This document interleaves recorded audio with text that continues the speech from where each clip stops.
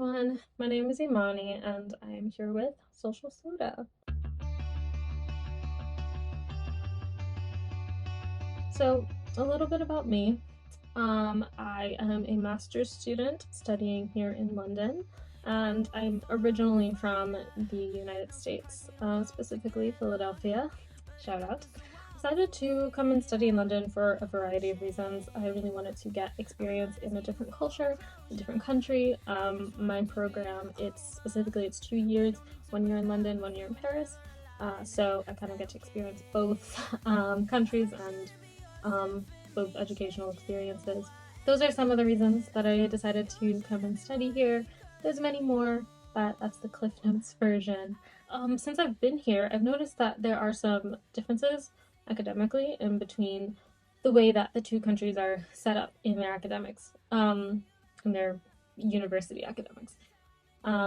So that's what I wanted to talk about today. So if you are from the US, if you're not from the US, or if you're just curious, here are some differences between the United States and the UK in terms of collegiate education.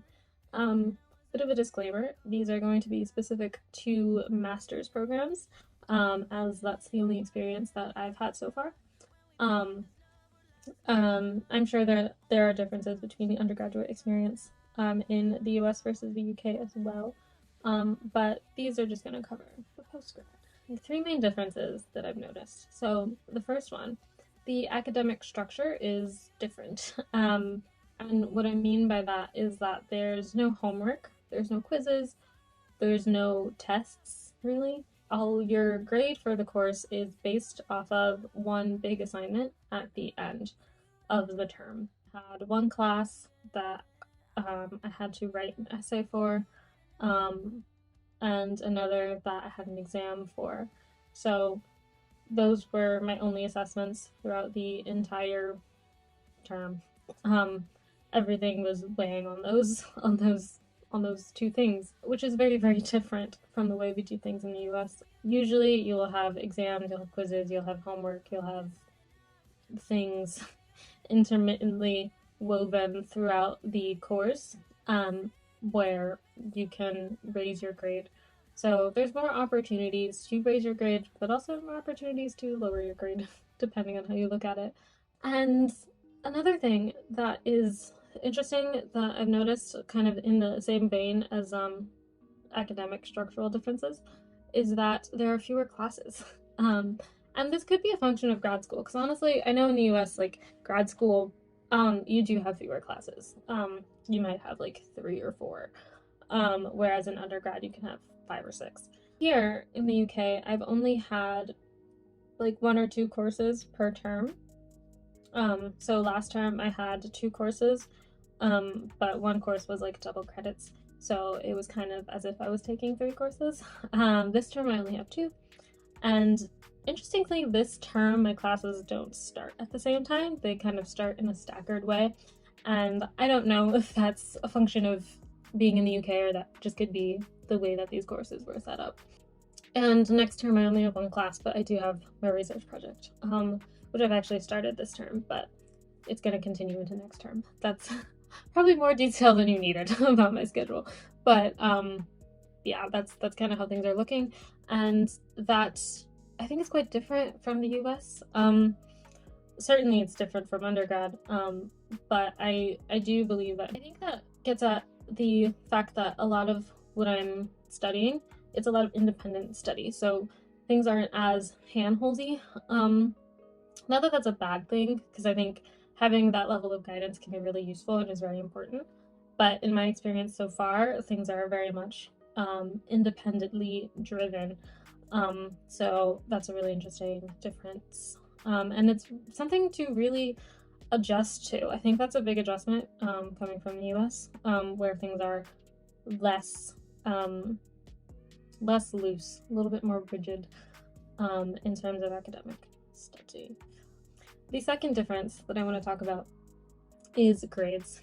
This one I was really shocked by when I first learned about it, but before we get into how it's done in the UK, I'm going to explain how grades are done in the US so that you really understand the difference and how shocking that was to me. So in the US, it's a letter-based grade system. The letters are based off of percentages. So 50%, that's a failing grade, that's an F. 60%, that's like a D, D minus. And sometimes that's failing, sometimes that's passing. I think it depends on the level of education, and the school itself, and their own administrative decisions. Then you have a 70%, which is a C minus, which sometimes it's passing, sometimes it's not. 75%, that's like a solid C. That's passing. And then in 80, that's a B minus. 85 is a B. So like you did decently well. That's beyond passing. That's a solid grade. A B is a solid grade. And 90, that's an A minus, and then like 95, that's an A. So you did really well. You had really good mastery of the material. You understood it. You did great. That's an A. In the UK, a 50% is a passing grade. So like that's baseline, like you've passed. You know the material enough to pass and go on.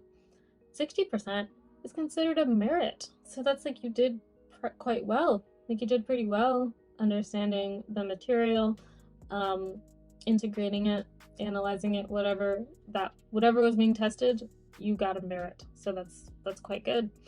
And then 70 and above is considered a distinction. That's like honors. That's you did great. That would be like an A plus. It is a different day. I'm in the same outfit, different day. Tried to keep up with continuity a little bit. It's very sunny today though, so that's nice. And the third and final difference between schools in the US versus the UK is the lack of a campus. And what I mean by that is that the buildings are more spread out around the city. So the university that I went to in undergrad, the campus was spread out, but it was still all contained within the however many acres the campus was. At UCL though, aside from my building where I go for my classes, there are other buildings that are not connected physically to UCL main campus. That could just be a post-grad thing. I'm sure if you were an undergrad, you would have tons of classes on the main campus. There's plenty of clubs and societies. I've joined many. The two that I'm mainly involved in are the Fashion Society and the Gospel Ensemble Society, and Kinesis, that's a life sciences magazine. We do a podcast, and I write for them sometimes. If you've had different experiences, I'd love to hear it in the comments. But those are the three main differences that I wanted to talk about today. Thank you for watching. I apologize for the sudden shift in setting, I guess, the sudden cutoff between the tips, but hopefully that's okay. Thanks for watching Social Soda, and I will see you in the next one. Bye!